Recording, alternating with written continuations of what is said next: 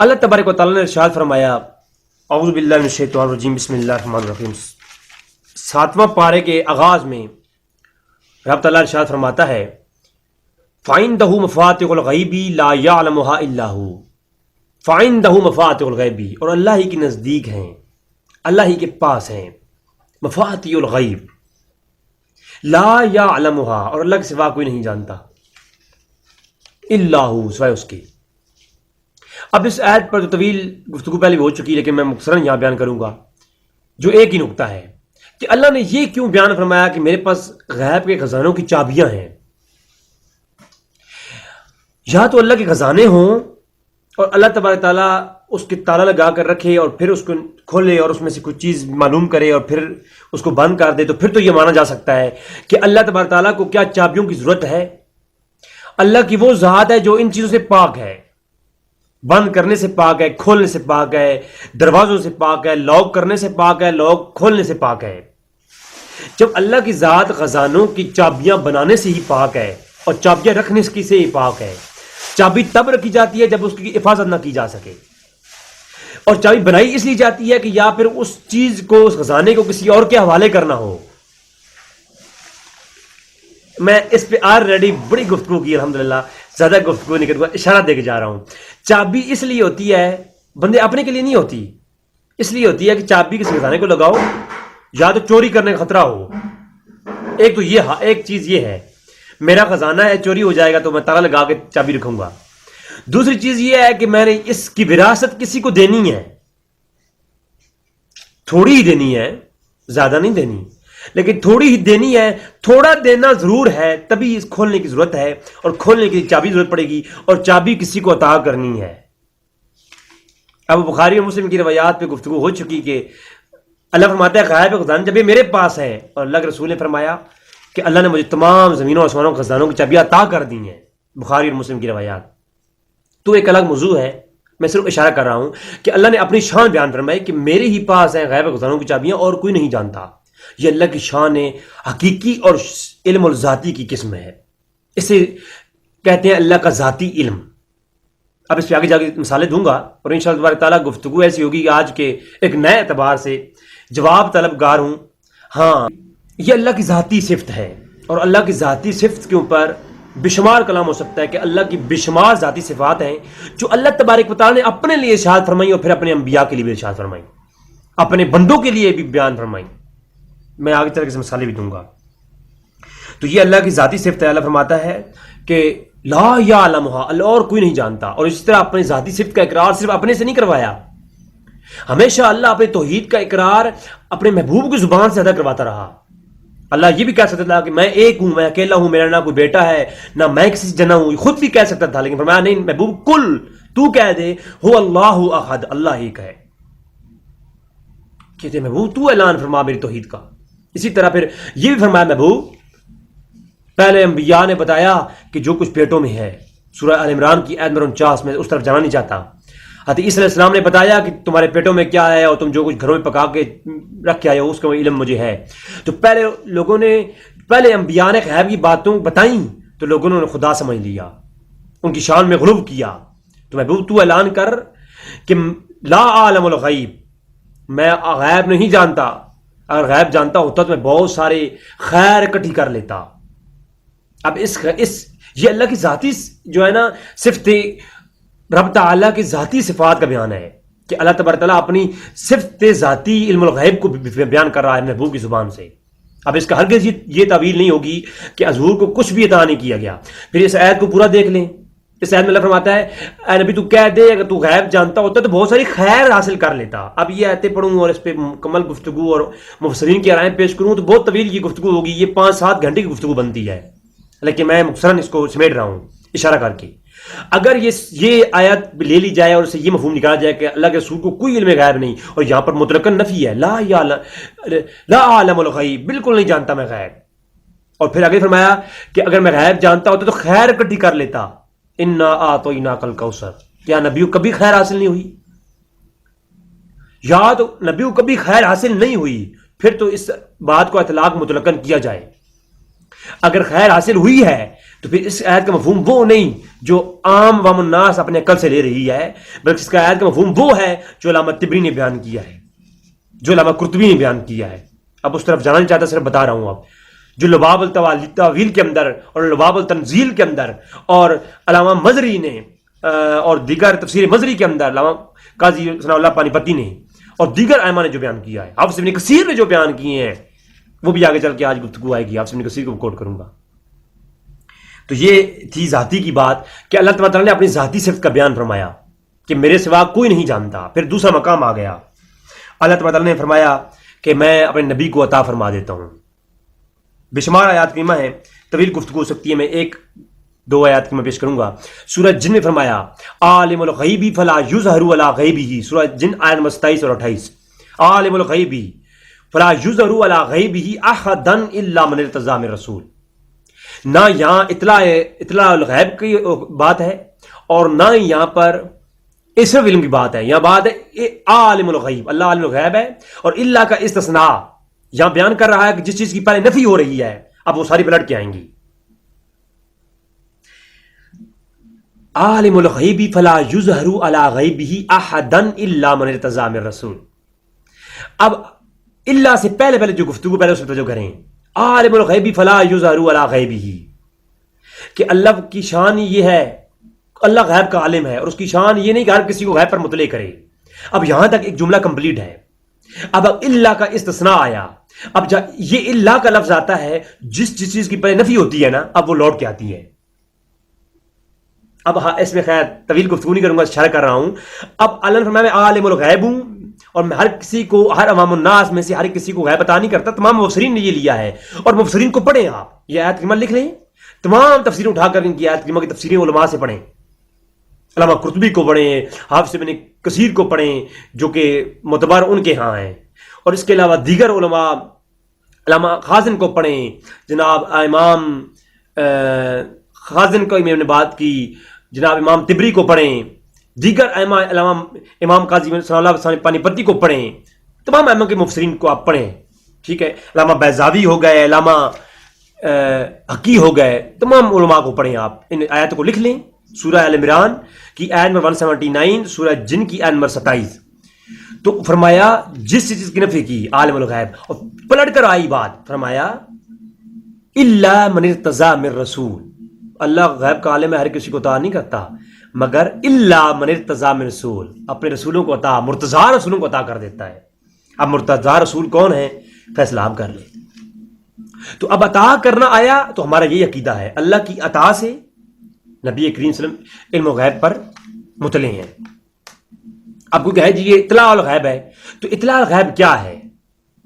اگر اطلاع الغیب بھی مانے تو پھر بھی آپ غیب ماننا پڑے گا، حضور کے لیے علم الغیب ماننا پڑے گا، کیونکہ علم الغیب کی اطلاع کرنا اطلاع الغیب ہے.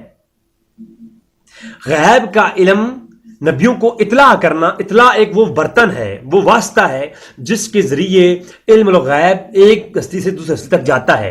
اطلاع وہ خبر ہوتی ہے، اطلاع وہ ذریعہ ہے جو آپ کو ایک آپ کی علمی چیز کو ایک جگہ سے دوسری جگہ لے کے جاتا ہے. تو لہٰذا اطلاع الغیب بھی مانو تو اطلاع الغیب کیا ہے؟ اطلاع الغیب یہ ہے کہ علم الغیب کی اطلاع کرنا. جی، اور ہمارا تو عقیدہ ہے اللہ کی عطا کے بغیر کوئی علم الغیب نہیں رکھتا. بلکہ ہمارا عقیدہ کیا ہے، ہمارے علماء نے فتوے دیے ہیں. ملا علی قاری رحمۃ اللہ علیہ، پرانے امام کعبہ، بہت بڑے امام گزرے، وہ آپ فرماتے ہیں شرح فقہ اکبر کے اندر، وہ کہتے ہیں جو بندہ ذاتی غیب انبیاء کے لیے مانے وہ کافر ہے.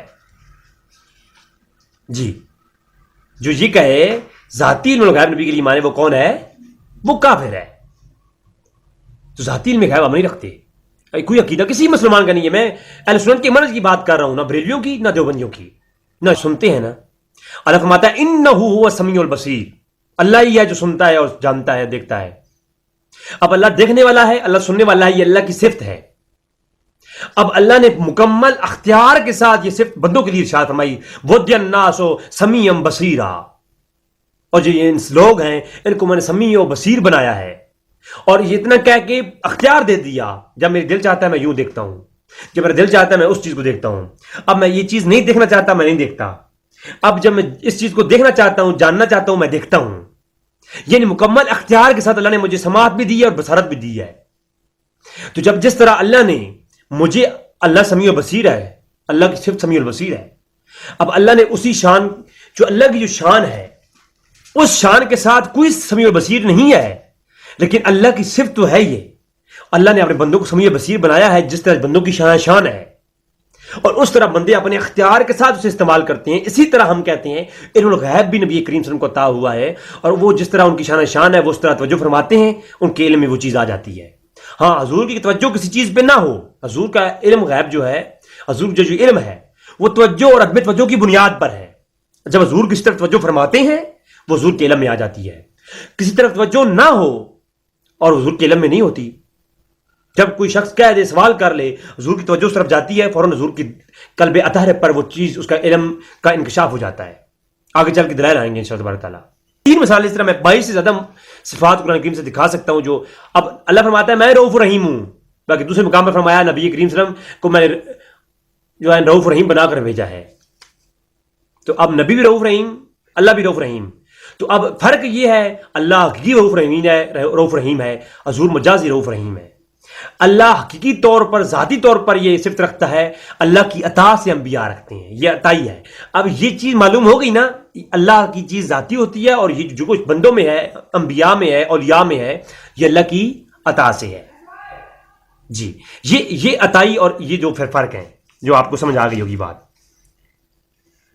اس موضوع پر میں کہوں گا کہ تمام اپنے مسلمان بھائیوں کے لیے کہ آپ لوگ حافظ ابن تیمیہ، جو کہ اہل سنت کے اندر تو بعض علماء نہیں بھی تسلیم کرتے، لیکن جو کہ دیوبند حضرات ہیں یا وہ حضرات بالکل محبت کے ساتھ ان کو مانتے ہیں، تو حافظ ابن کثیر کے استاد تھے حافظ ابن قیم. حافظ ابن کثیر 774 ہجری میں گزرے، حافظ ابن قیم 751 ہجری میں گزرے، اور ان کے استاد تھے حافظ ابن تیمیہ، وہ 727 ہجری میں گزرے. انہوں نے پوری کتاب لکھی النبوہ، اور النبوہ کتاب ساری کی ساری اس حضور کے علم غیب کے اوپر کی گئی ہے کہ نبی ہوتا ہی وہ ہے جو غیب جانتا ہو، اور نبوت کے لفظ کے اوپر بندے نے پوری کتاب لکھ دی.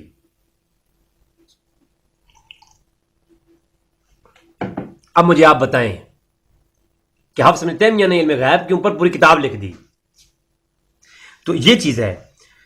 اب ہم مجھ سے جو پوچھتے ہیں کہ جو کچھ چھپا ہے وہ غیب ہے، جو کچھ چھپا ہوا ہے وہ غیب ہے، تو نبی کریم صلی اللہ علیہ وسلم کو صرف جو قرآن کی وحی نازل ہوئی وہی علم ہے، جو اللہ کی طرف سے وحی نازل ہوئی وہی علم ہے. اس کے علاوہ اللہ تبارک تعالیٰ نے اپنے نبی کو کوئی اور علم خاص عطا نہیں فرمایا. حالانکہ اس پہ قرآن کریم کی کئی آیات آگے چل کے آئیں گی، لیکن میں سب سے پہلے تمہیدن جو ہے گفتگو کے دوران ابھی کچھ چیزیں بیان کروں گا. ابھی تمہیدی گفتگو جاری ہے، ابھی موضوع کی بتایا آیا نہیں ہوں میں، ابھی تمہیدن گفتگو جاری ہے. سب سے پہلے میں کچھ سوالات اپنے بھائیوں کی برگاہ میں رکھوں گا. مجھے صرف ان سوالات کے جواب چاہیے. اگر صرف قرآن کے اندر جو آیا، جو وحی کا نزول ہوا اور جو جبرائیل امین وحی لے کے آتے تھے وہی غیب ہے، اس کے علاوہ کچھ نہیں، تو پھر میں اپنے بھائیوں سے ہاتھ جوڑ کر کے کچھ قرآن پیش کرتا ہوں، کچھ حدیث پیش کرتا ہوں. ابھی یہ تمہیدی گفتگو ہے، ٹاپک آگے آئے گا چل کے.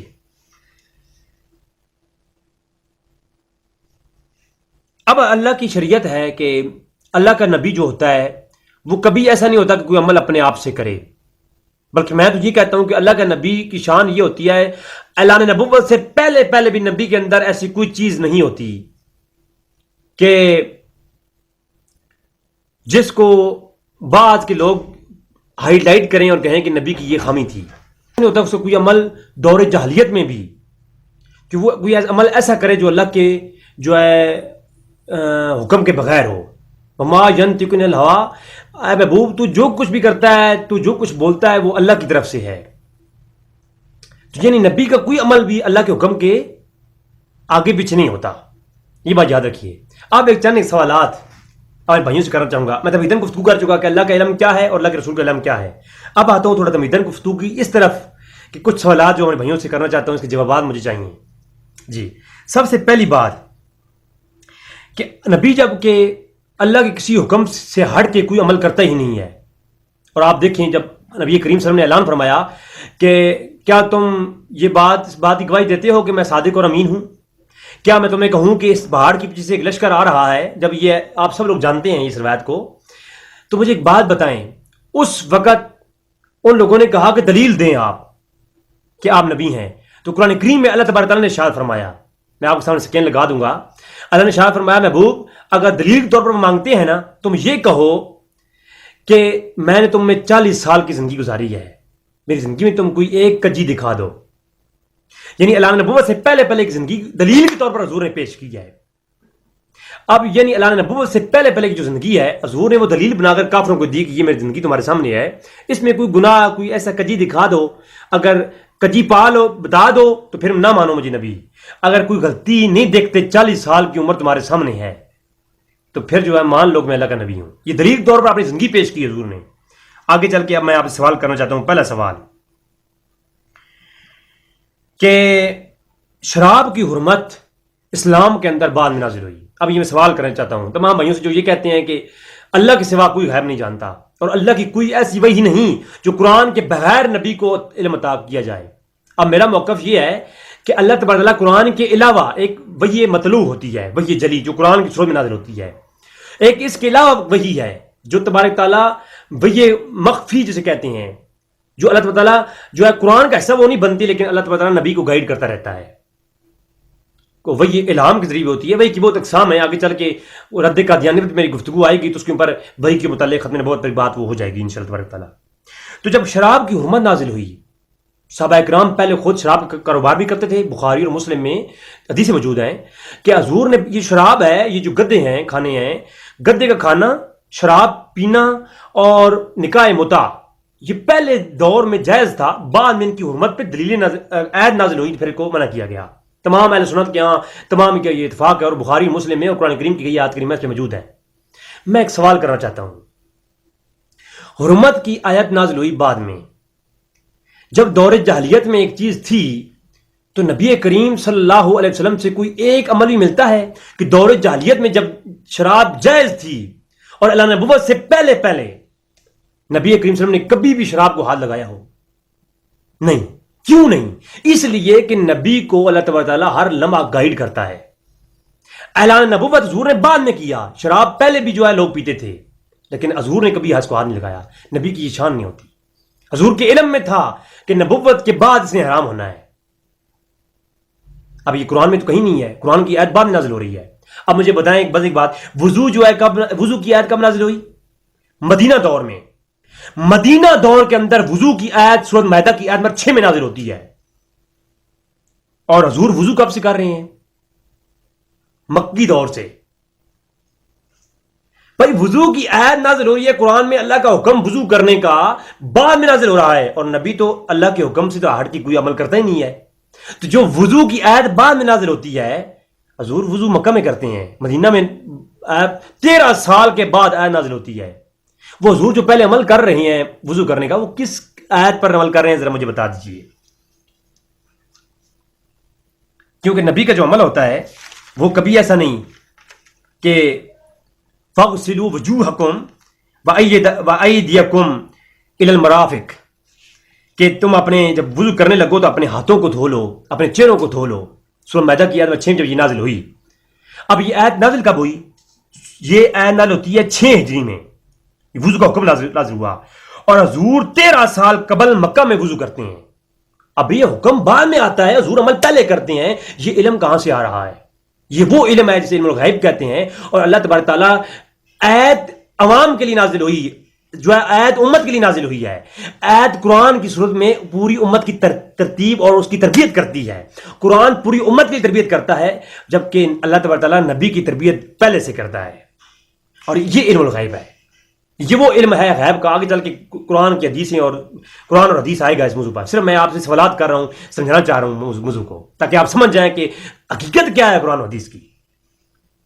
پھر مجھے ایک بات بتائیں، یہ نماز فرض کب ہوئی؟ معراج کی رات. بخاری شریف کتاب الصلاۃ کے اندر جب حضور معراج پہ گئے تو نماز فرض تب ہوئی. معراج کی رات نماز فرض ہوتی ہے، یہ اس کا بھی میں بتا دوں. حضور پر جو ہے نا یہ ہے، اور حضور نماز 13 سال پہلے اعلان نبوت کے فوراً بعد حضور نے نماز پڑھنا شروع کی. مجھے ہاتھ جوڑ کے عرض کرتا ہوں، ٹھیک ہے، نماز فرض ہوتی ہے بعد میں، اور حضور پہلے جو ہے مکہ کے اندر سین کعبہ میں کھڑے ہو کر نماز پڑھتے ہیں. یہ کس آیت پہ ہم عمل کر رہے ہیں؟ صرف جو قرآن میں نازل ہوا وہی حضور کو علم ہے، اس کے علاوہ نہیں. تو مجھے اس کا جواب دیجیے. خدا کے لیے اہل سنت کے منہج کو اپنائیے، نہ کہ اپنے من گھڑت ایک آیت پڑھ لی بس ہم تو حافظ القرآن ہیں، ہم تو علامہ ہیں. لہذا اس طرح توجہ کیجیے. اس پر کافی جو ہے نا صحیح بخاری کے اندر حدیث نمبر 3014 ہے، جلد نمبر 3. آقا سین کعبہ میں نماز پڑھ رہے تھے جب کافروں نے اوپر بوجھ رکھ دیا. تو کافروں نے بوجھ رکھا تو حضور کعبۃ اللہ میں نماز پڑھ رہے تھے، جبکہ نماز فرض ہوتی ہے 6 سال کے بعد. فرض ابھی ہوئی نہیں، حضور پہلے پڑھ رہے ہیں. وضو ابھی آیت بعد میں آتی ہے، وضو پہلے کر رہے ہیں، کیونکہ نبی کو علم ہوتا ہے کہ یہ بعد میں یہ چیز شریعت کے طور پر نازل ہونی ہے. اگر ایسا نہ ہوتا تو پھر نبی کئی ایسے عمال کرتے جو شریعت میں جائز ہوتے. کئی نبی ایسے عمل کرتے، لیکن نبی وہ عمل نہیں کرتے جو شریعت میں بعد میں ناجائز ہو جانے ہیں. اگر وہ جائز ہو جاتے اور پھر کفار تو یہ نہ دیتے کہ پہلے آپ یہ عمل کرتے رہے ہیں، اب آپ نے شریعت میں ناجائز کر دی ہیں. جی اب حج کا فرض ہوا. حج فرض ہوتا ہے 6 ہجری کو، حضور اس سے پہلے ہی حج کرتے ہیں. بلکہ صحیح بخاری کے اندر 1581 نمبر روایت کتاب الحج کے اندر یہ واضح طور پر بتاتی ہے کہ صحابہ کرام کہتے ہیں ہم میدان عرفات میں جو ہے دوران حج حضور نے وقوف کیا. اب یہ طویل حدیث ہے، میں آپ کو مختصراً بیان کر رہا ہوں کہ دوران حج حضور نے عرفات کے پر وقوف کیا. ابھی حج کی 6 ہجری حج جو ہے نا وہ ہوا، فرض ہوا اس سے پہلے پہلے. اب کوئی یہ کہہ سکتا ہے یہ تو دور جاہلیت کا حج تھا.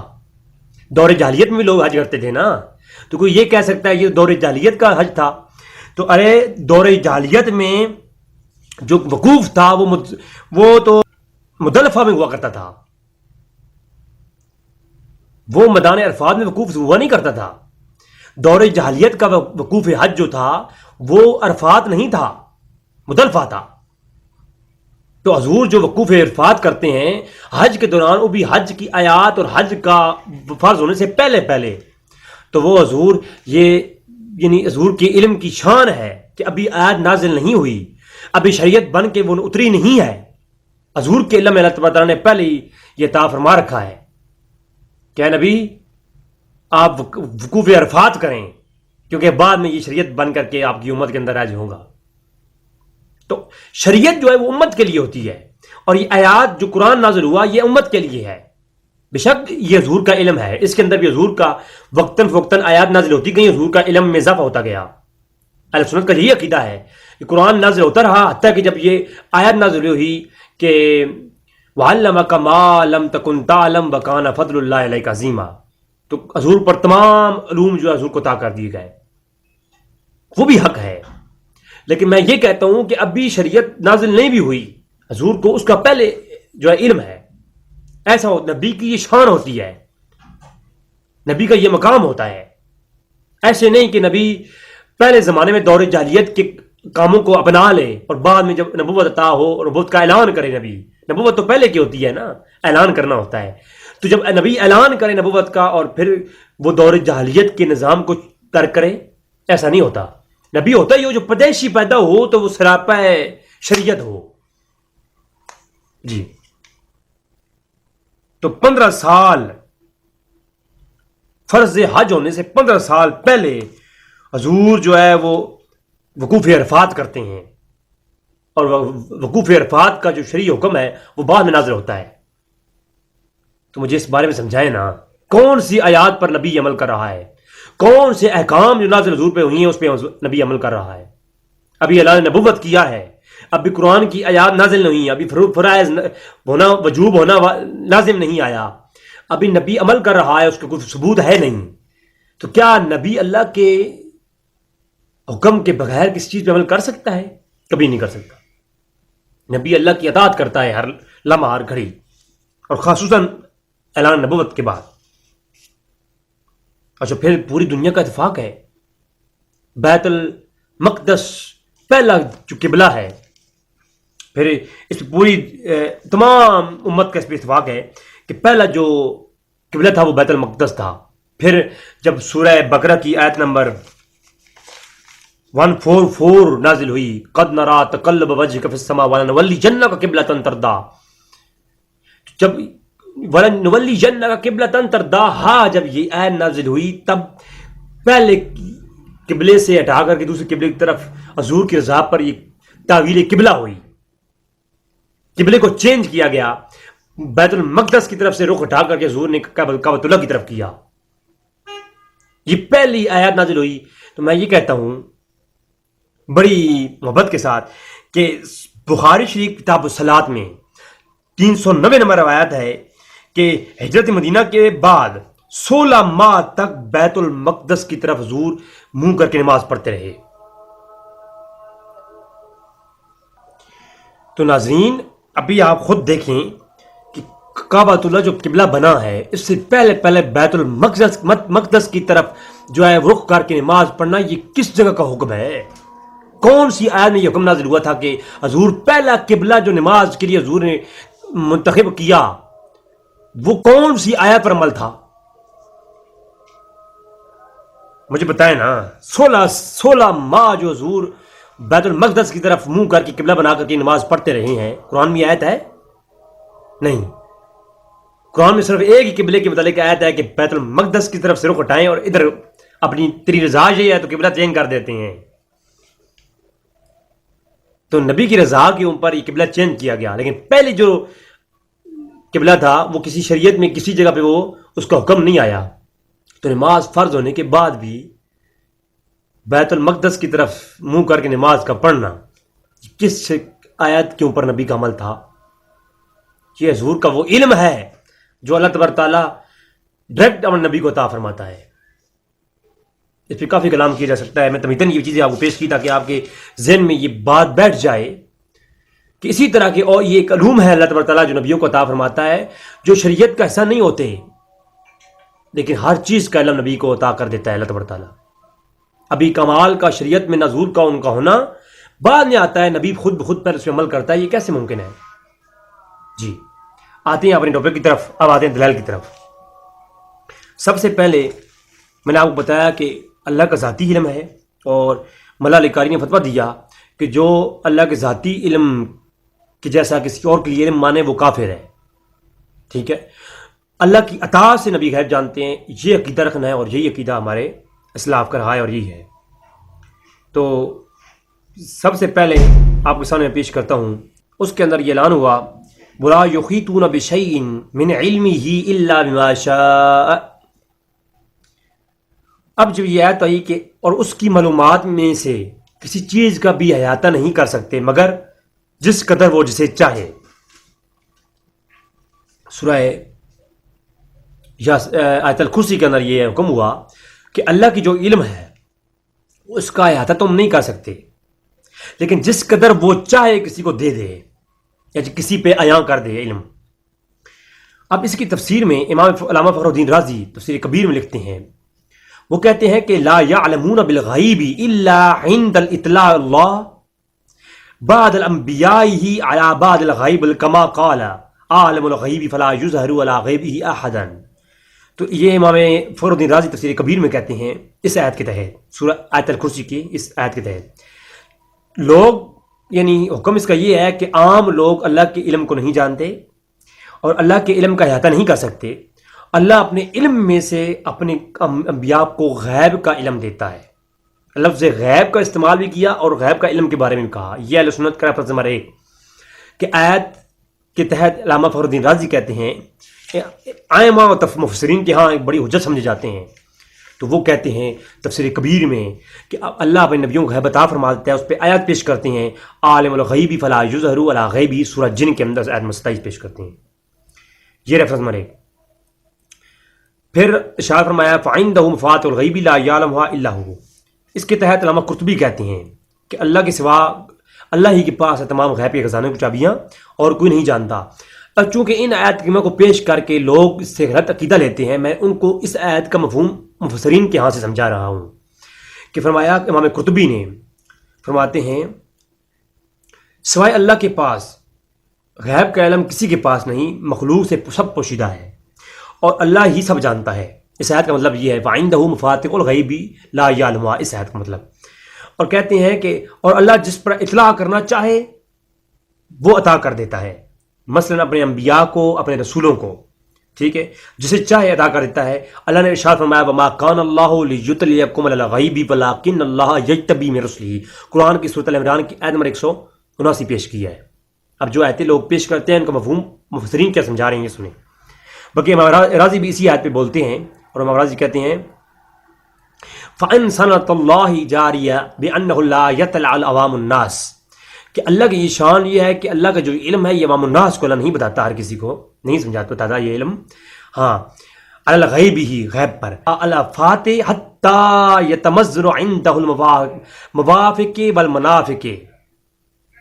تو امام راضی کہتے ہیں کہ اللہ کی یہ شان نہیں کہ ہر کسی کو عطا کرائے، پھر اللہ اپنے عوام میں سے نہیں بتاتا کسی کو بھی، ہاں اپنے رسولوں میں سے جس پہ چاہتا ہے اسے عطا فرما دیتا ہے. انہیں یہ بھی بتا دیتا ہے کہ ایمان والا کون ہے اور انفاق والا کون ہے. منافق کے بارے میں بتا دیتا ہے کہ منافق تمہاری امت میں کون ہے، اور تمہاری امت میں کون ہے وہ جو تمہارے ساتھ مخلص ہیں. امام فخر الدین رازی ہیں. پھر وہ آگے آیت وہی لاتے ہیں قال ولکن اللہ یجتبی من رسلہ من یشاء. یہ سورہ ال عمران ایک سی. تو اس آیت کے تحت امام راضی نے بھی یہی کہا ہے لا تعلمہم ونحن نعلمہم. سورہ توبہ کی آیت نمبر 101 ہے. تو لا تعلمہم ونحن نعلمہم کہ سورہ توبہ کی آیت نمبر 101 میں ارشاد فرمایا. اب اس آیت کو میرے بھائی نے بھی پیش کیا تھا مجھ سے پوچھنے کے لیے. اس کے اوپر امام فخر رازی کلام کرتے کہتے ہیں کہ سدی رحمۃ اللہ تعالی علیہ نے کہا، قول ہے ان سدی ان انس بن مالک. سدی کہتے ہیں میں نے انس بن مالک سے روایت کیا انہوں نے کہ نبی کریم جمعہ کے دن خطبہ ارشاد فرما رہے تھے. پس فرمایا اے فلاں تو نکل جا ادھر سے، تو منافق ہے. پھر فرمایا فلاں تم ہی نکل جا، تو ادھر سے منافق ہے. پھر حضور نے ایک ایک کر کے مسجد سے سارے منافقوں کو نکال دیا. یہ آیت نازل ہوئی کہ آپ کسی منافقوں کے بارے میں نہیں جانتے، جن کا ہم بتائیں انہی کو آپ جانتے ہیں. یہ آیت نازل ہوئی اور اس کے اوپر کلام کیا امام راضی نے. پھر امام راضی نے فرمایا صدی کا قول ہے، انس بن مالک سے روایت ہے، اور اس روایت کو نقل کیا تفسیر ابن کثیر کے اندر امام ابن کثیر نے بھی، اور کتب حدیث کے اندر یہ روایت ملتی ہے. تو فرمایا منافقوں کو جاؤ نکل جاؤ. حضور نے ایک ایک چن کے منافق نکال دیا. اب اس آیت کو پیش کر کے کہا جاتا ہے جی منافق کا علم حضور کو بعض کا تھا بعض کا نہیں تھا. تو میں یہ کہتا ہوں وہ بعض کا نہیں تھا یہ کہاں سے نکالا؟ اس آیت سے کہ لا تعلمہم، تم نہیں جانتے ان منافقوں کو. جب یہ آیت نازل ہوئی اس نزول میں کیا ہے، جو ہی نازل ہوتی گئی اللہ نے یہ ساتھ اعلان فرمایا کہ محبوب اگر تم سے کوئی سوال کرے کہ منافقوں کا علم آپ کو تھا کہ آپ نے سب کو نکال دیا، تو آپ کہہ دو کہ یہ اللہ کی طرف سے ہے. کیونکہ اگر نبی اپنے اوپر ہر چیز لے لے تو پھر جو امت ہے وہ غلط عقیدے پیش بنا لیتی ہے. جیسے کہ عیسیٰ علیہ السلام کو ماننے والوں نے ان کو خدا کا بیٹا مان لیا. اس لیے نبی عاجزی کیا کرتے ہوئے خود کو کچھ بھی کہہ دے یا اس طرح کہہ دے کہ اچھا اگر قرآن کی آیت کہہ رہی نبی آپ نہیں جانتے، جبکہ نبی کہہ رہا ہے فلاں تو بھی نکل جا، تو بھی نکل جا، سارے منافقین کو نکال دیا. تو قرآن اور حدیث میں ٹکراؤ پیدا ہو گیا. ٹکراؤ پیدا نہیں ہوا. نبی جب کوئی عاجزی کرتی ہوئی کوئی چیز کہہ دے، نبی خود کو کہتے ہیں ہم ربنا ظلمنا، تو ہم کیا کہیں کہ نبی ظالم ہے؟ نبی کہتے ہیں لا الہ الا انت سبحانک انی کنت من الظالمین، کیا ہم کہیں کہ جی وہ ظالم ہے؟ نہیں. نبی عاجزی کرتے ہوئے کچھ بھی کہہ دے تو اس سے عقیدہ نہیں لیا جائے گا، اس کی تعویل کی جائے گی. انبیاء کے متعلق ان کی جو شان کے لائق الفاظ ہیں وہ استعمال کیے جائیں گے. وہ اللہ کے سامنے وہ عاجزی کرتے ہوئے کچھ بھی کہہ دیں. امت کو یہ نہیں ہوتا کہ امت ان کے بارے میں وہی لفظ استعمال کرے. کافی طویل اس پہ گفتگو ہو سکتی ہے، میں آگے چلتا ہوں. تو پھر حضور نے منافقین کو نکال دیا. ترمذی کے اندر یہ روایت موجود ہے. ٹھیک ہے. پھر امام خازن نے اس کا مفہوم سمجھایا اسی آیت کا کہ اس کا مطلب یہ ہے کہ یعنی ولکن اللہ یصطفی ولیختار من رسلہ من یشاء فلیطلع علی ما شاء من الغیب، کہ اللہ تبارک تعالیٰ کی یہ شان ہی نہیں کہ اللہ رسولوں میں سے ہر کسی کو عطا کرے. اس کا مطلب یہ ہے کہ اللہ اپنے رسولوں میں سے جسے چاہتا ہے اسے چن لیتا ہے اور اسے اپنی غیب پر ہر چیز کی اطلاع کر دیتا ہے. حضرت امام سلیمان بن عمر آپ فرماتے ہیں والمعنى ولكن الله يجتبي ان يصطفى من رسله من يشاء فيجعل على الغيب کہ اللہ تبارک تعالیٰ، اس کا مطلب یہ ہے کہ یجتبی من رسلہ کا مطلب یہ ہے کہ اللہ تبارک تعالیٰ اپنے رسولوں میں جسے چاہتا ہے اسے چن لیتا ہے اور اپنے غیب کے علم انہیں عطا کر دیتا ہے۔ اب چوتھی عادت سو جن کی عالم الغیبی فلا یظہر علی غیبہ، اس آیت کے اوپر میں آپ کو کلام دکھاتا ہوں کہ مفسرین کیا کہتے ہیں۔ ایک دو آیتیں پیش، آپ ان آیات کو لکھ لیں، تمام مفسرین کو جس کا آپ دل چاہے اس کو پڑھ دیکھ لیں، آپ جو عقیدہ ملے گا اس کو لے لیں۔ اچھا اب آپ دیکھیں، امام خازن کہتے ہیں الا من ارتضاء من رسول معنی آمن یستفر رسالتی و نبوتی فیظہر علی ما شاء من الغیب، کہ اللہ تبارک تعالیٰ جسے چاہتا ہے اسے منتخب کرتا ہے اور اپنے مرتضی رسولوں کو عطا کر دیتا ہے، جس قدر چاہتا ہے عطا کر دیتا ہے۔ علامہ نصفی کا یہ بھی قول ہے، یہی قول ہے اس کے اوپر، امام بغوی کا یہی قول ہے اس کے اوپر، ٹھیک ہے۔ تو اب آپ خود جا کے دیکھ سکتے ہیں، میں نے صرف آپ کو بتا دیا۔ تو اس لیے نبی کی یہ شان ہوتی ہے کہ نبی کریم صلی اللہ علیہ وسلم کی یہ شان ہے کہ جب اللہ تبارک تعالیٰ انبیاء کو اس شان کے ساتھ عطا کرتا ہے کہ جو کچھ جو ہے نا انبیاء کی نظروں میں ہر چیز آ جاتی ہے۔ اب دیکھیں ابراہیم علیہ السلام کے متعلق جب سورہ انعام میں یہ آیت نازل ہوئی وَكَذَلِكَ نُرِي إِبْرَاهِيمَ مَلَكُوتَ السَّمَاوَاتِ وَالْأَرْضِ، تو اس آیت کے تحت جو ہے امام ابن جریر طبری کہتے ہیں کہ جو ہے عبداللہ ابن عباس کا قول نقل کر کے، یعنی خلق السماوات والارض، یعنی زمین و آسمان میں جو کچھ ہے وہ ابراہیم علیہ السلام کی نظر میں آ گیا۔ اور اسی طرح امام ابن جریر طبری کا ایک اور قول امام نسوی نے بھی روایت کیا، امام ابن کثیر نے بھی اس کو روایت کیا ہے کہ انبیاء کے اوپر اللہ ایسے خزانے کھول دیتا ہے کہ ان کی زمین و آسمان میں جو کچھ ہے ان کے سامنے آ جاتا ہے۔ حضرت امام خازن حضرت قتادہ کا قول پیش کرتے ہیں، حضرت قتادہ رضی اللہ تعالیٰ کا قول ہے کہ آسمانوں کی بادشاہت سے مراد سورج چاند ستارے زمین درخت بادشاہت مراد پہاڑ درخت سب کچھ ہے، سمندر سب کچھ ہے، یعنی سے مراد فقط یہی چیز نہیں ہے، ہر چیز اس کے اندر شامل ہے۔ حضرت قتادہ کا قول جو پیش کیا امام خازن نے پیش کیا، امام طبری نے پیش کیا۔ حافظ ابن کثیر نے کہا عبداللہ بن عباس سے قول نقل کیا اور ابن ابی حاتم سے کے واسطے سے کہ فَأَنَّهُ تَعَالَى جَلَالَهُ أَمْرُ علانیت فلم یخفف علیہ شیء من اعمال الخلائق، کہ اللہ تبارک تعالیٰ میں کہ ابراہیم علیہ السلام کے لیے ہر شے کا پوشیدہ، ہر چیز جو ہے نا ابراہیم علیہ السلام پہ ظاہر کر دی، منکشف کر دی۔ بندوں کے اعمال میں سے کوئی شے ایسی نہیں مخفی تھی جو ابراہیم علیہ السلام کو نہ دکھائی گئی ہو۔ یہ ابراہیم علیہ السلام کی شان ہے۔ وَكَذَلِكَ نُرِي إِبْرَاهِيمَ، اس کے تحت حافظ ابن کثیر کہہ رہا ہے۔ حافظ ابن کثیر کون ہے؟ میں نے تعارف کروا دیا پہلی ایپیسوڈ کے اندر، یہ چیز ہے۔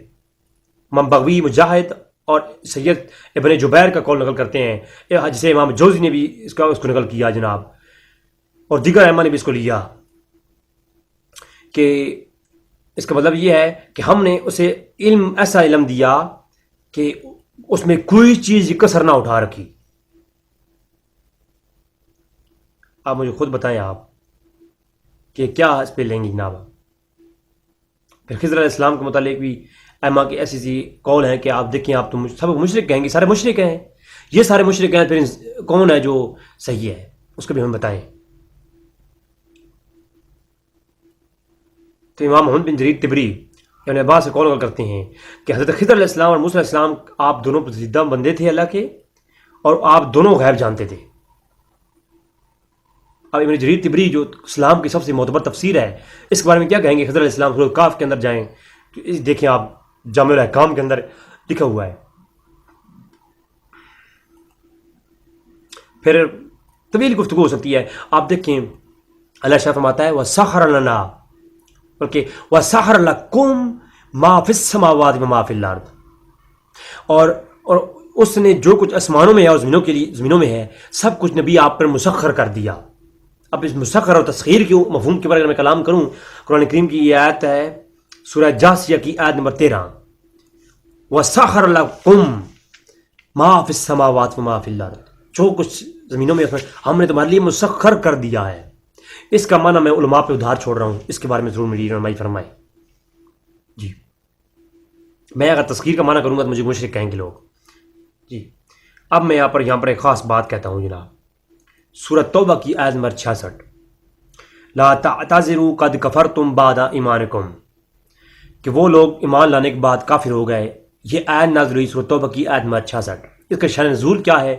امام ابن جریر طبری وہ جناب عبداللہ بن عباس سے قول لاتے ہیں. ٹھیک ہے، کہتے ہیں کہ امام ابن ابی شیبہ نے، ابن حریر ابن منذر نے، ابن حاتم نے، امام مجاہد نے، اور یہ ابن عباس رضی اللہ تعالیٰ عنہ کے شاگردوں میں سے ہیں. ان لوگوں نے بھی اس کو مختلف کتب حدیث کے اندر بھی روایت آپ کو ملے گی. اور آگے میں آپ کو تھوڑی سی چیزیں دکھا دیتا ہوں، بخاری کے اندر بھی اس کے اشارے موجود ہیں کہ اس آیت جب نازل ہونے کا شان نزول کیا ہے. لوگوں نے سوال کیا. اب بخاری میں تو ہے کہ لوگ سوال کرتے تھے کہ اونٹنی گم ہوگی، بتائیں کدھر ہے. اب اس کے اندر امام ابن جریر طبری تفسیر ابن جریر طبری کے اندر سورۃ توبہ کی آیت نمبر 66 کا شان نزول بیان کر رہے ہیں. کہتے ہیں کہ کچھ لوگ بیٹھے تھے، ایک شخص آیا اور کہتا ہے یا رسول اللہ میری اونٹنی گم ہو گئی ہے. تو حضور نے فرمایا جا تیری اونٹنی فلاں جنگل میں ہے. جو ہی اس شخص نے اونٹنی کے بارے میں معلوم کیا تو وہ وہاں سے چلا گیا. اس کا عقیدہ تھا کہ حضور غیب جانتے ہیں، انہوں نے بتا دیا ہے تو وہاں پر ہوگی. وہ جنگل میں چلا گیا. کچھ منافق بیٹھے تھے. ان منافقوں نے کہا کہ ہم بیچ میں بیٹھے ہیں، کلمہ پڑھتے ہیں، داڑھی رکھی ہوئی ہیں، نمازیں پڑھتے ہیں، سب کچھ کرتے ہیں، تو نماز ان کے پیچھے پڑھتے ہیں مسجد نبوی میں. ہمارا ان کو علم نہیں ہے، دل سے ہم مانتے نہیں ہیں، ہم منافق ہیں، صحابہ جیسے عمل کرتے ہیں سارے، تو ہمارا علم نہیں ہے. اور خبریں دیتے ہیں جنگل کی. یحدثنا عن محمد ان ناقۃ فلان بواد کذا او کذا وما یدری بالغیب وما یدری بالغیب. یہ غیب کیا جانے، خود کو نبی کہتے ہیں، ان کو غیب کیا آتا ہے. جنگل کی خبریں دیتے ہیں، ہم پاس بیٹھے ہیں. جو ہی اعتراض کیا حضور کے علم غیب پر اور یہ کہا وما یدری بالغیب، اعتراض کرتے گئے نا، اللہ نے قرآن نازل کر دیا سورۃ توبہ کی آیت نمبر 66 لا تعتذروا قد کفرتم بعد ایمانکم. محبوب ان کو یہاں سے نکالیے، یہ ایمان لانے کے بعد کافر ہو گئے ہیں. غیب کا انکار کیا تو ایمان لانے کے بعد کافر ہو گئے. ایمان اگر لایا بھی تھا نا تو ردی کی ٹوکری میں پھینک دو.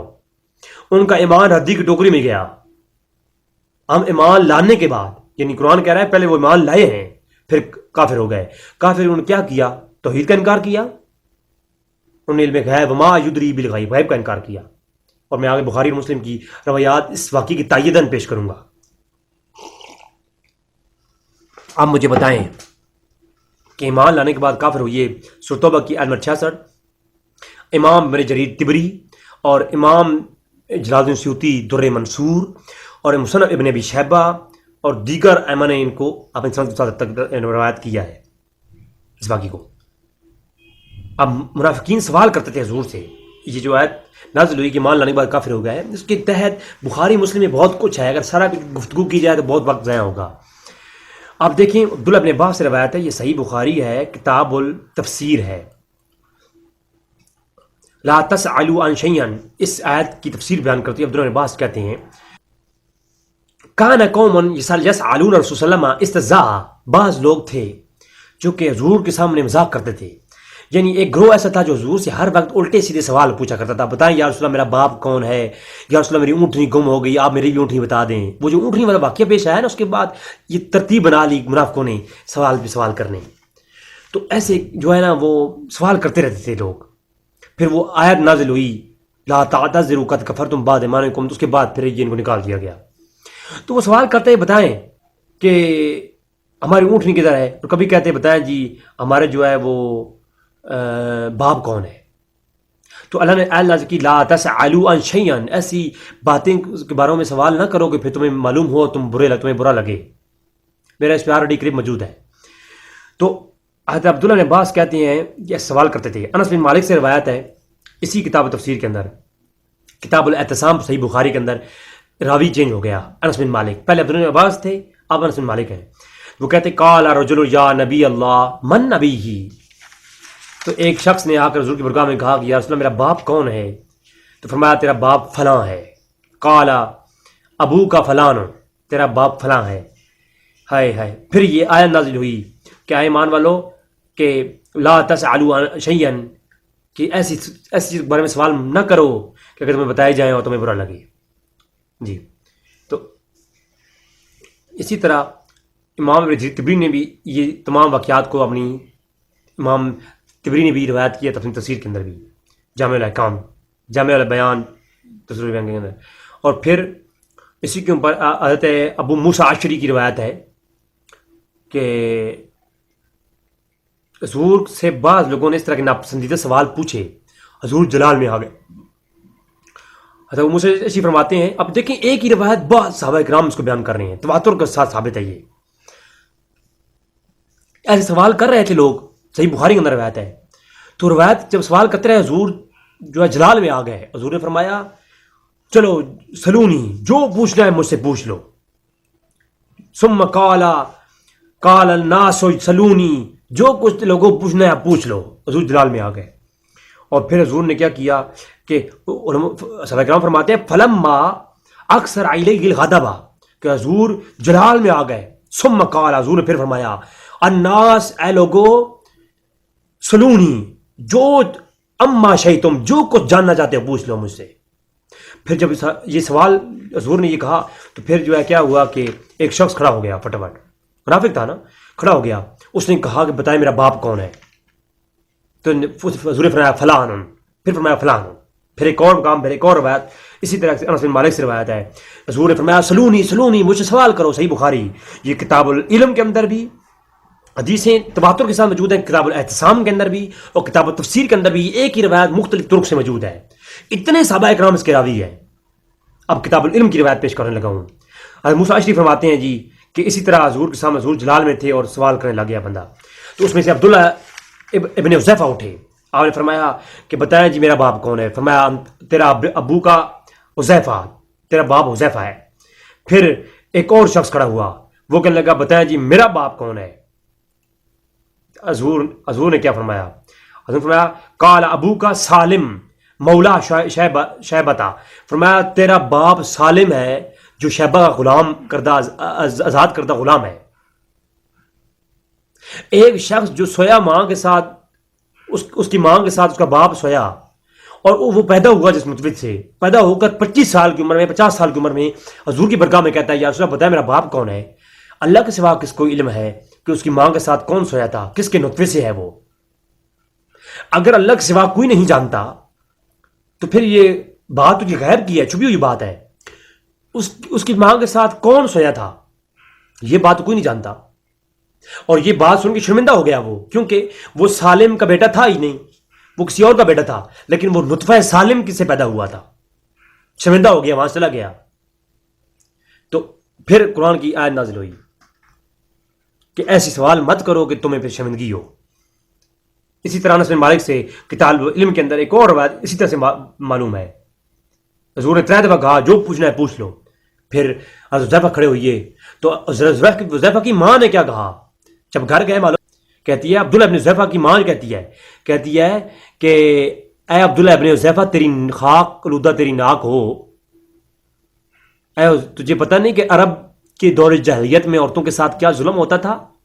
اگر اس ظلم میں سے میں بھی نشانہ بنی ہوتی تو آج جو تو نے سوال نبی سے پوچھا ہے میں سب کے سامنے کتنی شرمندہ ہوئی ہوتی اگر مجھ سے کوئی ایسی غلطی ہوئی ہوتی.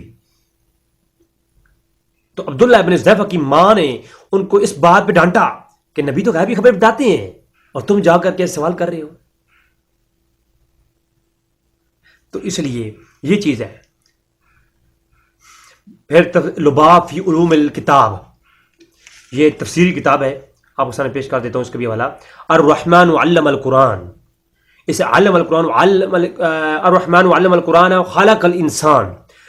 اس بیان سے مراد کیا ہے اور علم البیان سے مراد کیا ہے اور خلق الانسان سے مراد کون ہے؟ کہتے ہیں مراد بالانسان ہنا محمد الرسول صلی اللہ علیہ وسلم. قال ابن عباس و ابن کیسان، ابن عباس اور ابن کیسان کا قول نقل کرتے ہیں اللباب کے اندر فی علوم الکتاب، جو ہے علوم الکتاب. ٹھیک ہے. علامہ ابن عادل دمشقی، عمر بن علی ابن عادل دمشقی رحمۃ اللہ علیہ، بہت بڑے مفسر گزرے، انہوں نے جو ہے عبداللہ ابن عباس کا اور ابن کسان کا قول نقل کیا کہ اس سے خلق الانسان سے مراد محمد رسول اللہ ہے اور عالم البیان سے مراد حلال و حرام، ہدایت و ضلالت اور ما کان و ما یکون کا علم ہے. وکیلا ما کان و ما یکون. ہاں جی، اب مجھے خود بتائیں کہ یہ کیا سارے لوگ یہ ماکان و ماجکون کا علم، ماکان و ماجکون پہ میری اگلی کس تک ہوگی؟ یہ صرف آج اس موضوع پر ہے کہ اللہ کے علاوہ اللہ کے انبیاء اللہ کی عطا سے علم جانتے ہیں، کتنا جانتے ہیں، بعض یا کل، اس پہ گفتگو اگلی آئے گی میری۔ صرف آج اس موقف کا رد ہے جو یہ کہتے ہیں اللہ کے سوا کوئی غیب نہیں جانتا۔ تو یہ ہے جناب آپ کے سامنے تفسیر بھی۔ اب اس موضوع کے آخر میں چند ایک میں حدیث برکت کے طور پر پیش کر کے اسی عنوان پر آپ سے اجازت چاہوں گا۔ صحیح مسلم کتاب الفتن اور مستدرک الحاکم اور صحیح بخاری مختلف طرق کے ساتھ یہ روایت موجود ہے، آپ کے سامنے پیش کر دیتا ہوں۔ جناب ابو زید رضی اللہ تعالی عنہما آپ روایت کرتے ہیں کہ رسول اللہ صلی اللہ علیہ وسلم نے ہمیں نماز فجر پڑھائی، ممبر پر رونا کا فروز ہوئے اور ہم سے خطاب فرمایا حتیٰ کہ زور کا وقت آ گیا، پھر زور بڑھائی، پھر عصر کا وقت آ گیا، پھر خطاب کیا، عصر کا وقت آ گیا، پھر ہمیں حضور نے عصر بڑھائی، پھر خطاب کے لیے بیٹھے، اور پھر ہمیں مغرب کا وقت آ گیا تاکہ عشاء کا نماز پڑھائی، اور حضور نے جو کچھ ابد سے لے کر قیامت تک ہونے والا تھا سب کچھ حضور نے بتا دیا۔ اور اسی کی تائید میں کتاب بداء الخلق صحیح بخاری شریف میں حضرت عمر رضی اللہ عنہ ارشاد فرماتے ہیں، آپ نے فرمایا کہ حضور نے ہمیں خبریں دینا شروع کی، ام بداء الخلق کی، جہاں سے انہوں نے مخلوقات کی بنیاد رکھی وہاں سے، حتی دخل الجنت منازلہم، آخری جنتی کا جنت میں داخل ہونے تک، ودخل النار منازلہم، اور آخری جہنمی کا جہنم میں داخل ہونے تک حضور نے سب کچھ بتا دیا۔ پھر اسی کی تائید میں ابو سعید خدری کی ایک اور روایت ہے، اس میں کچھ الفاظ تھوڑے چینج ہیں کہ حضور نے ہمیں نماز پڑھائی اور نماز عصر پڑھائی اور حضور نے ہمیں خطاب فرمایا حتیٰ کہ حضور نے قیامت تک، ابد سے لے کر قیامت تک ہونے والی ہر چیز کے بارے میں ہمیں بتا دیا، کچھ چیز نہ چھوڑی۔ ان کے اوپر میں شارحین کے قول صرف تمام کے جمہور کا ایک کر کے پیش کر دوں گا، باقی تحقیقات آپ خود کرتے رہیں۔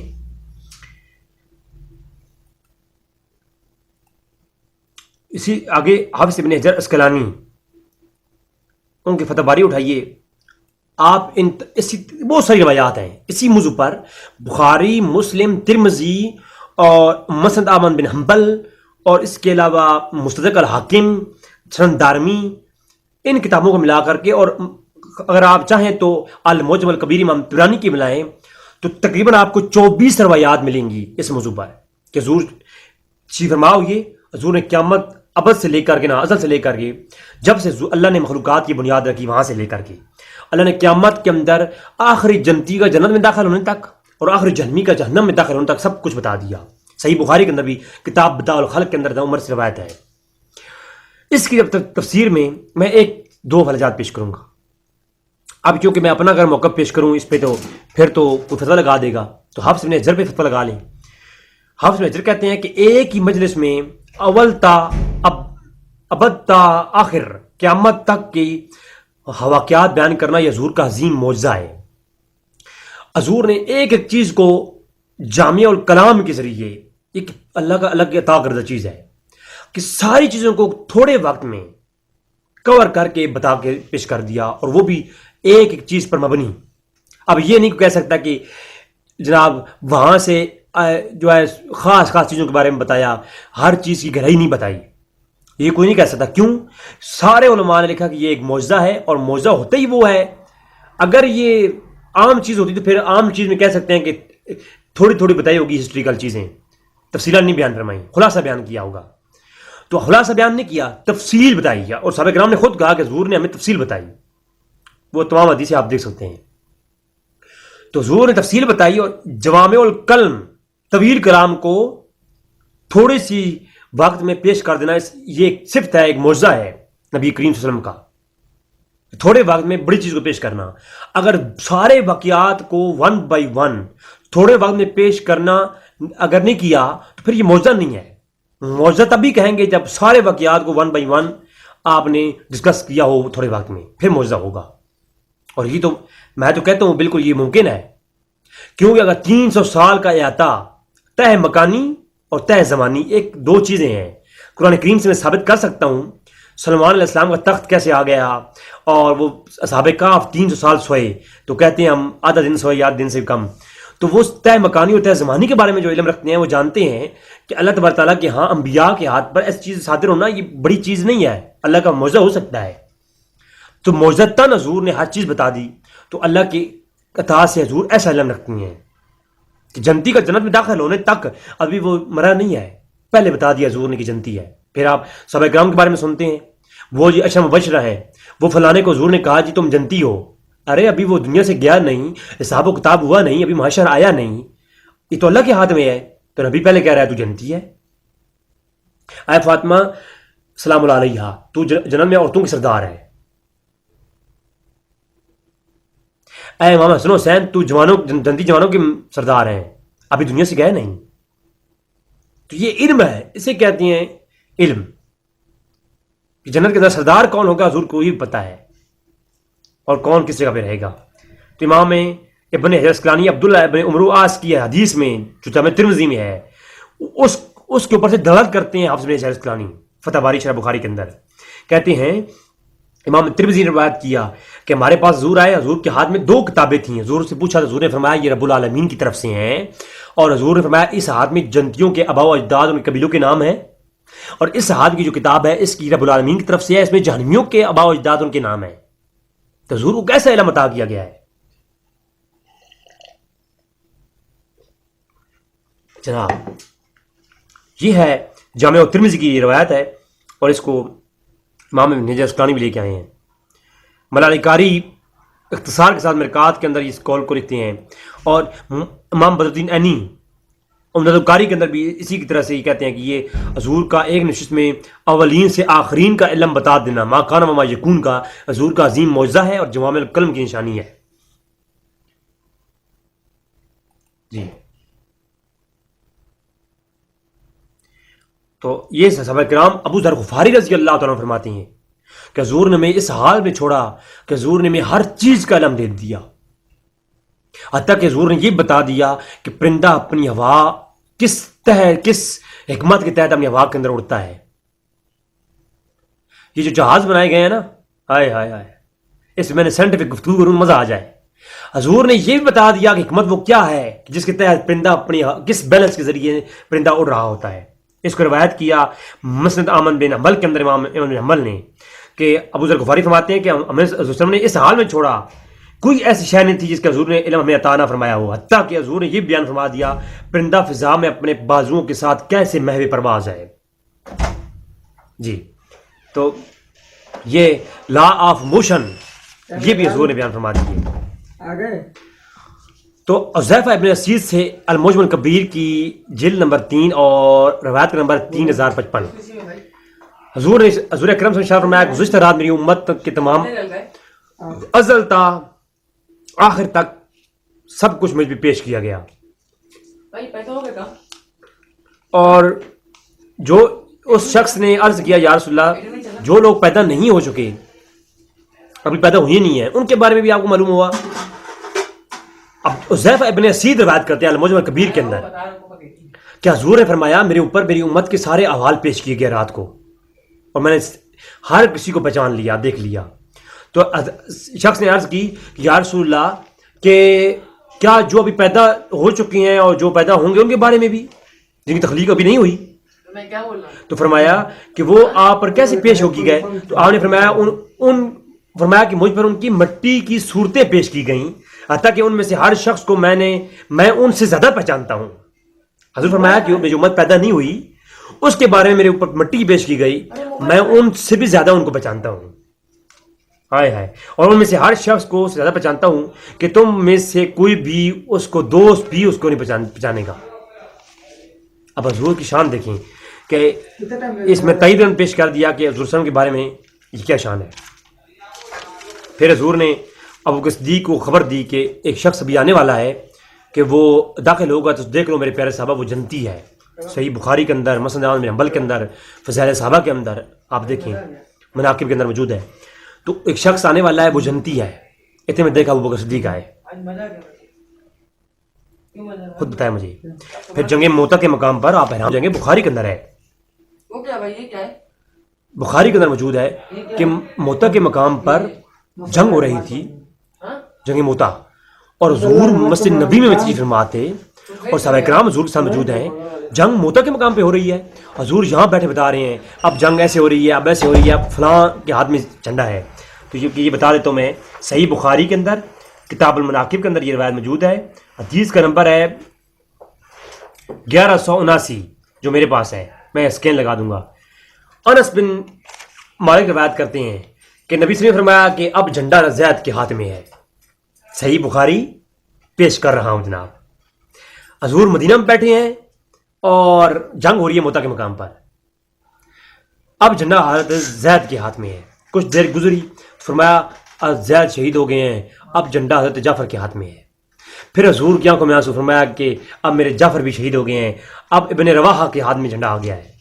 تھوڑی دیر گزری، حضور نے فرمایا کہ اللہ کی تلواروں میں سے ایک تلوار کے ہاتھ میں جھنڈا آ گیا، خالد بن ولید کے ہاتھ میں. پھر اللہ نے فرمایا، حضور نے فرمایا کہ اے میرے پیارے صحابہ، تیرے دوستوں کو موتا کے مقام شام کے اندر جنگ ہو رہی ہے، میں مدینہ میں بیٹھ کے بتا رہا ہوں کہ وہ جنگ اللہ نے ہمیں فتح نصیب فرما دی خالد بن ولید کے ہاتھ پہ. آپ مجھے خود بتائیں کہ لائیو کمیٹری حضور بتا رہے ہیں جنگ موتا کی مسجد نبی میں بیٹھ کر کے. اب لگائے فتویٰ شرک کا کیے. ہم تو یہ کہتے ہیں اللہ کی عطا سے اللہ تبارک تعالیٰ کے نبی علم غیب جانتے ہیں. پھر آپ حیران ہو گے، ایک اور روایت، اسی روایت کے ساتھ اگلی روایت جوڑ کر آپ سنن داؤد کی دیکھیں تو کیا ہوا کہ حرجالہ بن امیہ جلدی جلدی وہاں شام سے نکلے کہ سارا لشکر آرام سے آئے گا، میں جا کر کے پہلے حضور کو بتاتا ہوں کہ یا رسول اللہ ہم جنگ جیت گئے ہیں. تو اپنا اونٹ لیا، اپنی سواری لی اور لشکر سے پہلے پہلے نکل آئے شام سے. جب ادھر پہنچے نا تو حضور مسجد نبی میں تشریف فرما تھے. فرمایا یا رسول اللہ میں شام کی جنگ کے حالات آپ کو پہلے آ کر بتانے کی نیت سے پہلے آیا ہوں، ابھی لشکر راستے میں ہے.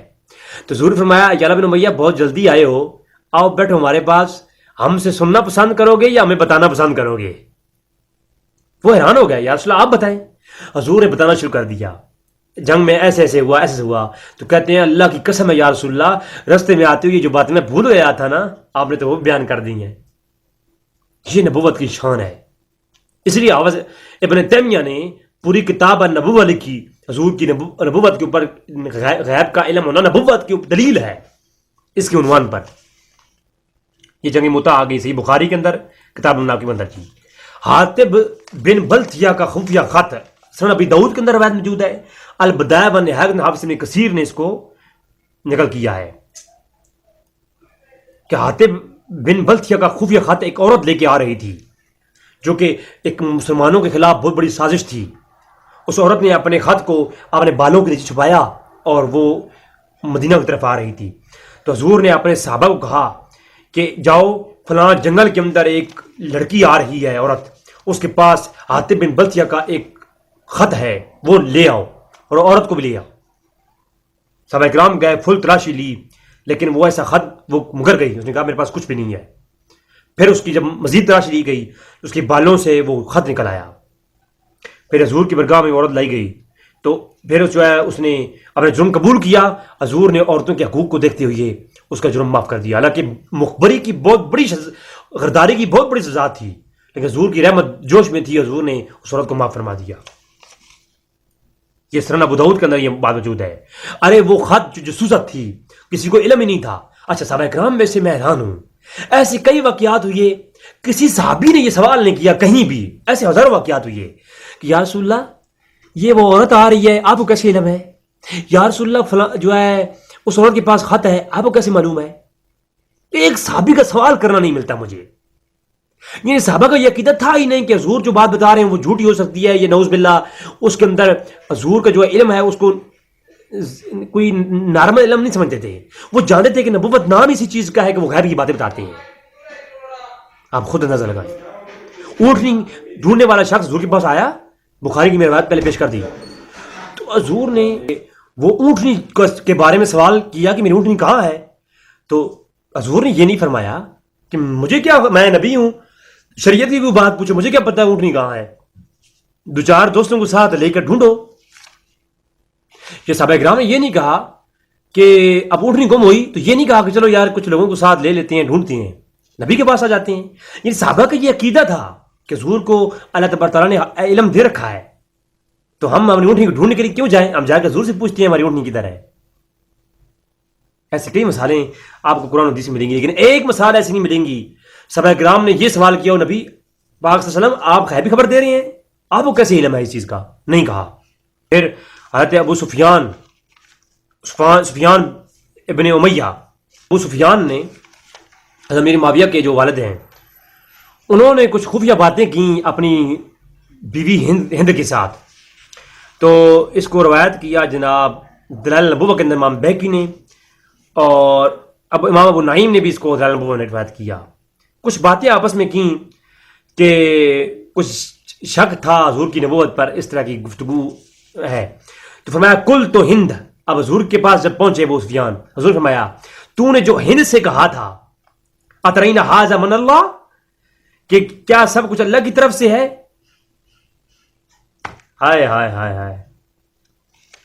ہند سے جب تو اے ابو سفیان، جو رات کو تم نے اپنی بیوی کے ساتھ یہ گفتگو کی ہے کہ سب کچھ یہ اللہ کی طرف سے ہے، کچھ یقین نہیں مانتا. تو جب یہ بات کی تو ابو سفیان پکار اٹھے، خدا کی قسم میں گواہی دیتا ہوں آپ ہی نبی ہیں، کیونکہ اس وقت میری بیوی کے علاوہ اور کوئی وہاں تھا نہیں. تو کافروں نے کلمے پڑے حضور کے علم غیب کو دیکھ کر کے، اور حضور پر ایمان لایا. تو ناظرین اب دیکھیں دجال کے آنے کی جو خبر ہے اس کے بارے میں بات پیش کرتا ہوں.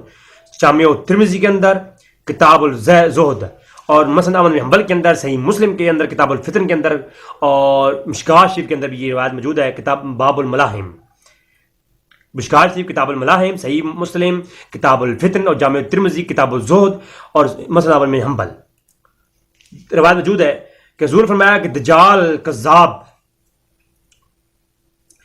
کے بارے میں اس کے نام، اس کے باپ دادا کے نام، اس کے گھوڑوں کے رنگ تک میں پہچانتا ہوں.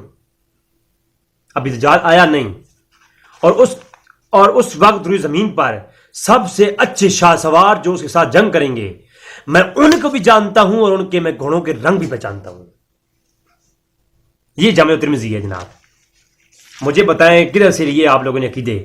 اس حدیث کی جو شرح امام ملال قاری کی ہے وہ میں بیان نہیں کرتا، مجھے مشرک کہیں گے. ملال قاری کو مشرک کہہ سکتے ہیں آپ کی ہمت ہے تو لگائیں فتویٰ. ہاں، پھر آپ کو صحیح بخاری کتاب الصلاۃ کے اندر بھی، صحیح بخاری کتاب الاذان کے اندر روایت موجود ہے، باب الخشوع. انس بن مالک روایت کرتے ہیں کہ حضور نے فرمایا، ابو ہریرہ سے روایت ہے یہ، کہ حضور نے فرمایا، صحابہ کرام نے سوال کیا کہ میرے پیارے صحابہ، حضور نماز پڑھا رہے ہیں، نماز سے فارغ ہوئے خطاب کیا حضور نے صحابہ کرام سے، اترون قبلتی واہونا، میرے پیارے صحابہ آپ کیا سمجھتے ہیں فقط میں آگے دیکھ رہا ہوتا ہوں؟ فواللہ لا یخفی علی رکوعکم ولا خشوعکم، مجھ سے نہ تمہارے رکوع پوشیدہ ہے، نہ تمہارے دلوں کے حال پوشیدہ ہیں، مجھ سے تمہاری کوئی چیز مخفی نہیں ہے. میں تمہیں اس طرح دیکھتا ہوں جو ہاتھ کی تلی پر لکیریں دیکھتا ہوں. صحیح بخاری ہے یہ. تو مجھے بتائیں، رکوع تو ظاہری چیز ہے لیکن وہ بھی ہے پیچھے، یہ پھر بھی غائب ہے ظاہری چیز، لیکن امام آگے کھڑا ہوا ہے تو وہ پیچھے صفوں میں کسی نے غلطی کی تو پیچھے رکوع کرنے والے پیچھے کھڑے ہوئے ہیں. اب پیچھے کون مقتدی کھڑا ہے، کون کیسے رکوع کر رہا ہے، امام کو کیا خبر؟ لیکن حضور کی یہ شان ہے کہ حضور یہ بتا رہے ہیں، صحیح بخاری پڑھ رہا ہوں، حضور یہ بتا رہے ہیں کہ میرے پیچھے کھڑے ہوئے جو شخص ہیں ان میں سے میں تمہارے رکوع بھی دیکھ رہا ہوں، اور ولا خشوعکم، یہ خشوع تو پوشیدہ اور دلوں کی راز کی بات ہے. خشوع کسی کہتے ہیں؟ خشوع اس کیفیت کا نام ہے، تمہارے دل کی آزی اور انکساری کا نام ہے. مفہوم یہ ہے کہ میں تمہارے اوپر سے جھکنا بھی دیکھ رہا ہوں، تمہارے دل کے اندر سے بھی دیکھ رہا ہوں، تم کتنے مخلصاً جھکے ہو، خالصتاً جھکے ہو، اور کتنے تم نفاق کے ساتھ جھکے ہو.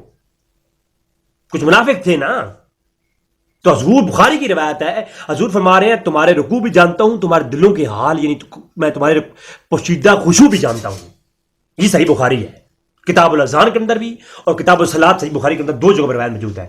پھر اسی کی تائید میں صحیح بخاری کتاب الایمان اور کیف کانت یمین النبی صلی اللہ علیہ وسلم روایت نمبر 2449، والذی نفسی بیدہ انی لا فوالذی نفسی بیدہ، مجھے قسم ہے اس ذات کی جس کے قبضہ قدرت میری جان ہے، میں محمد کی جان ہے.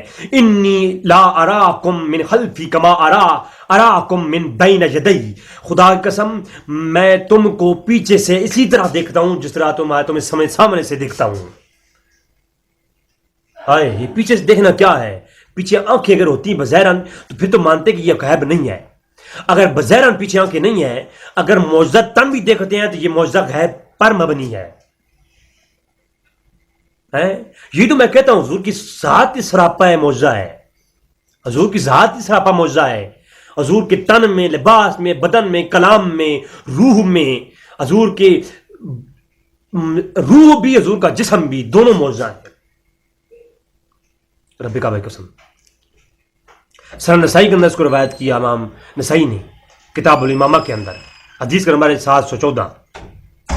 ان اللہ ذل ارض فاریت مشارقها والمغاربها. اللہ تعالیٰ نے فرمایا میرے لیے زمین اللہ نے سمیٹ کے رکھ دی ہے. حضور نے فرمایا کہ اللہ تعالیٰ نے زمین میرے لیے سمیٹ کے رکھ دی ہے, پس میں اسے شرق سے غرب تک دیکھ رہا ہوں. اگر ذوالقرنین علیہ السلام قرآن میں موجود ہے, وہ کبھی مشرق تک پہنچ جاتے, کبھی مغرب تک پہنچ جاتے, اللہ نے انہیں یہ معجزہ عطا فرمایا تھا, تو یہ علم حضور کیوں نہیں عطا فرمایا؟ یہی تو ہم کہتے ہیں حضور کو یہ علم عطا ہے. صحیح مسلم کے اندر یہ روایت بھی موجود ہے, کتاب الفطر کے اندر, اور دیگر جگہوں پہ بھی. صحیح مسلم کے اندر 2-3 جگہوں پہ یہ روایت آئی. آپ کیا کریں گے؟ اگر صرف آپ عندہ مفاتح الغیب کو لے لیں گے تو آپ کو اسلام کی یہ چیز سمجھ نہیں آنی. پھر قرآن کے آدھا مانیں گے, آدھا چھوڑیں گے, حدیث کو آدھا مانیں گے, منکر حدیث ہو جائیں گے. پھر بخاری مسلم کو بھی چھوڑ دیں, پھر پیچھے مجھے بتائیں کون معتبر کتاب ہے حدیث کی. یہ تو میں نے اکثراً بیان کیا ہے. اگر بخاری پر روایت پڑھنا شروع کر دوں صرف علم غیب کے موضوع پر, تو میرے 4 گھنٹے کی گفتگو تو یہ ہو سکتی ہے. پھر حضور اکرم صلی اللہ علیہ وسلم نے فرمایا صحیح بخاری کتاب العلم کے اندر حدیث کا نمبر ہے 92. حضور نے فرمایا میں بھولتا نہیں ہوں, میں بھلایا جاتا ہوں تاکہ میری سنت قائم ہو جائے. اب کوئی یہ کہتے ہیں جی حضور نے سوال کیوں کیا؟ حضور نے زہر والا کھانا کھا لیا, حضور نے زہر والا کھانا کھا لیا, تو کیا حضور جو ہے زہر والا کھانا کھاتے اگر گھر میں غائب ہوتا؟ اب میں عائشہ پہ تہمت لگی, حضور خاموش رہے. میرے آلریڈی کلپ اس میں موجود ہیں, پھر بھی کلپ اس میں لاؤں گا. تہمت لگی تو حضور خاموش رہے. ارے تو کیا کہے گا؟ اللہ کہتا ہے الستو بربکم, بتاتے رب کون ہے؟ تو اللہ پہ اعتراض کرے گا اللہ کے علم نہیں ہے. آج فرشتے آتے ہیں ہمارے اعمال لے کے جاتے ہیں, بخاری کو بھری پڑی ہے کہ اللہ فرشتوں سے پوچھتا ہے بتاؤ فرشتوں تم زمین پر گئے تھے, کدھر گئے, کدھر سے آ رہے ہو؟ فرمایا زمین پر گئے تھے. کیا دیکھا؟ فرمایا تمہارے بندے ذکر کر رہے تھے. جب اللہ سوال فرشتوں سے کر رہا ہے تو کیا اللہ کے لیے کہے گا کہ اللہ نے سوال کیوں کیا؟ اللہ کے پاس علم نہیں تھا. اللہ قرآن فرماتا ہے موسیٰ بتا تیرے ہاتھ میں کیا ہے. تو اب کیا کہے گا کہ اللہ کے پاس علم نہیں؟ تو نے قرآن کو سمجھا نہیں ہے, قرآن کو سمجھا غلط ہے. تو نے قرآن کی ایک پس منظر تو نے اٹھا لیا, باقی تو نے ترک کر دیا. حضور فرمایا صحیح بخاری کتاب العلم کی روایت پڑھ رہا ہوں نا بھائی, کوئی بخاری سے بار بار بات کر رہا ہوں, اپنی کتاب تو میں نے پوری پڑھی, اسی لیے کہہ رہا ہوں بخاری کے اندر موجود ہے. حضور نے فرمایا میں جو بھول جاتا ہوں نا یہ بلایا جاتا ہوں, یہ اس لیے تاکہ تم بھی بھولو تو تم بھولنے میں بھی تمہیں ثواب ملے, میری سنت قائم ہو جائے. کہ اللہ کے نبی بھولتے بھی ہیں, جو ہم بھی بھولیں گے کسی بات میں تو کہہ دیں گے اللہ کے نبی کی سنت ہے. تو صحیح بخاری کی کتاب العلم کی یہ روایت پیش کر رہی تاکہ مغالطہ دور ہو جائے. یہ بھی پھر حد ہو گئی. ہائے ہائے ہائے. صحیح بخاری کی 1595 نمبر روایت, ابو داؤد کے اندر بھی اور دیگر بعض محققین نے لکھا کہ یہ حدیث حسن صحیح ہے. وعن ابن عباس ان نبی صلی اللہ علیہ وسلم قال, ہائے ہائے ہائے, حدیث سننا ذرا. ابن عباس رضی اللہ عنہ سے روایت ہے صحیح بخاری کے اندر, حضور نے فرمایا گویا میں اس سیاہ فام غلام کو دیکھ رہا ہوں جو کہ کعبۃ اللہ کا ایک ایک پتھر اکھاڑ ڈالے گا. یکلا ہوا حجرن حجرا, اس سیاہ فام غلام کو, اس حبشی کو میں جان رہا ہوں جو کعبۃ اللہ کی اینٹ سے اینٹ بجا دے گا.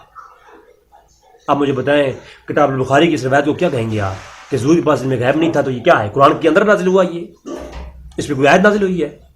جبرائیل آئے تھے کوئی واضح؟ آپ کا شوٹنگ ہو گیا؟ ہاں, لہٰذا ہمارا یہی عقیدہ ہے اس پہ, جو ظفر رضی اللہ عنہ بیان کرتے ہیں صحیح مسلم کے اندر ہے کہ کتاب الفتن کے اندر کہ حضور نے ہمیں سب کچھ بتا دیا ازل سے لے کر ابد تک سب کچھ. جی تو آخر میں ایک پکی چھوڑ جا رہا ہوں تمام کے لیے, آخری بات. کہتے ہیں جی نبی پر وحی نازل ہوتی ہے, ہم کہتے ہیں اللہ کی عطا سے ولیوں پر بھی منکشف ہوتی ہیں چیزیں. یہ ہے میرے پاس ہر جگہ پہ, یہ بہت جگہ پہ روایت موجود ہے. جامع الحدیث امام سیوطی کی, المستدرک کے اندر, دارمی کے اندر, امام بیہقی اس کو لائے, اور دیگر کتب روایت کے اندر یہ حدیث موجود ہے. ابن حساکر نے اس کو روایت کیا, اور مشکات سے میں لے رہا ہوں. عمر فاروق رضی اللہ عنہ نے خطاب کرتے ہوئے آواز لگائی یا ساریۃ الجبل، بہت مشہور روایت ہے. تو مجھے بتائیں حضرت عمر کو کیسے معلوم ہو گیا کہ جو نہاون کے اندر جنگ ہو رہی تھی اور حضرت ساریہ وہاں جنگ کر رہے تھے، حضرت جمعے کا خطبہ دیتے ہوئے عمر فاروق نے آواز لگائی. مشکات شریف پیش کر رہا ہوں، حدیث کا نمبر ہے 5954. مشکات شریف اٹھا کے دیکھ لیں، آسانی سے مل جائے گی. 5954. اور تقریباً المومنین کے اندر نواب صدیق اثر خان بھوپالوی نے بھی اس کو لکھا اور اس سے استدلال بھی کیا ہے. جی تو اس کے بارے میں چھوڑ جا رہا ہوں کہ عمر فاروق رضی اللہ تعالیٰ کو کون سی وہ طاقت تھی جس نے بتا دیا کہ ساریہ جنگ کر رہے ہیں، اور آواز یہاں سے آواز دی اور ان لوگوں نے سنا. میں لمبی کلام سے نہیں کرنا چاہوں گا، بس پھر کبھی اس موضوع پہ آئیں گے. السلام علیکم ورحمۃ اللہ وبرکاتہ.